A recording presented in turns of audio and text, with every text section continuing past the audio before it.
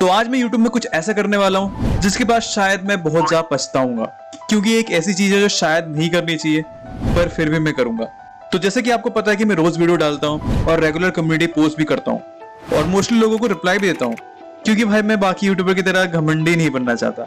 पर अब इसको एक स्टेप ऊपर करने का वक्त आ चुका है, क्योंकि जब मैं आप सबको रिप्लाई देता हूँ तो आप मुझे काफी अप्रिशिएट करते हो। इसलिए जो भी अब इधर क्लिक करके इस साउंड को यूज करेगा अपनी वीडियो में, मैं उसकी वीडियो में कमेंट करूंगा, और जिसकी वीडियो में मैं कमेंट नहीं कर पाया उसको मिलेंगे 10,000 रुपए। मजाक कर रहा हूँ यार, मिस्टर बीस्ट थोड़ी ना हूं मैं।